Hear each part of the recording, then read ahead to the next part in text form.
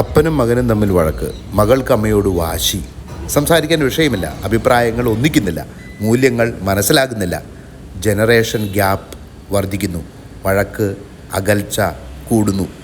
മാതാപിതാക്കൾ തങ്ങളുടെ കഴിവുകളും അനുഭവങ്ങളും സമയാസമയങ്ങളിൽ കുട്ടികൾക്ക് കൈമാറുന്നതിലൂടെ തലമുറകൾ തമ്മിലുള്ള വിടവിൻ്റെ കാര്യത്തിൽ മാറ്റം കൊണ്ടുവരാനാകും. ദീർഘകാലത്തെ അനുഭവത്തിലൂടെ നേടിയ അറിവും കഴിവും തിരിച്ചറിവും വിലയേറിയതാണ്.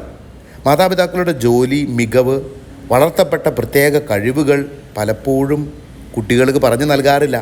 കുടുംബത്തിൻ്റെയും മുതിർന്നവരുടെയും അനുഭവ സമ്പത്ത് ഇളം പ്രായക്കാരെ ആകർഷിക്കാൻ പാകത്തിന് കുടുംബത്തിൽ തന്നെ മാർക്കറ്റ് ചെയ്യാൻ ആകുന്നില്ല. തലമുറകളെ ബന്ധിപ്പിക്കുന്ന, പരസ്പരം മനസ്സിലാക്കാനും ബഹുമാനിക്കാനും വളർത്താനുമുള്ള വഴികൾ ശ്രദ്ധിക്കാതെ പോകുന്നു. അടുക്കളയിലൂടെ അമ്മ നേടിയ അറിവുകൾ, രുചിഭേദങ്ങൾ, അപ്പൻ്റെ ജോലി മേഖലയിൽ വളർത്തിയെടുത്ത എക്സ്പെർട്ടൈസ്, കുടുംബത്തിൻ്റെ അനുഭവ കലവറ തുടങ്ങി ഒരുപാട് കാര്യങ്ങൾ ഇളം തലമുറയോട് പറയാനുണ്ട്. അവസരങ്ങൾ ഒരുക്കിക്കൊടുക്കൽ മാത്രമല്ല, വലിയ സ്കൂളിൽ ചേർക്കൽ, ട്യൂഷൻ നൽകൽ ഇത് പോരാ. മാതാപിതാക്കളുടെ കഴിവുകൾ ഏറെ പ്രാധാന്യം അറിയിക്കുന്നു. കുട്ടികളുടെ ചിന്തയുമായി ബന്ധപ്പെട്ട കഴിവുകളെ വേഗത്തിൽ സ്വാധീനിക്കാവുന്ന ജനറ്റിക് ബന്ധമുള്ള മേഖലയാണ് ഇവ. ഓരോ കാര്യത്തിലും മാതാപിതാക്കൾ നൽകുന്ന താല്പര്യം, ഗൗരവം, ആത്മാർത്ഥത, കുട്ടികൾക്ക് പരിചയപ്പെടുത്തുന്ന കാര്യങ്ങളും അതിൻ്റെ വിവരണങ്ങളും, പരിശീലിപ്പിക്കുന്ന മെത്തഡോളജി, ഇവ വേഗത്തിലും ആഴത്തിലും കുട്ടികളുടെ ചിന്താശക്തിയെ സ്വാധീനിക്കാൻ കഴിവുള്ളവയാണ്.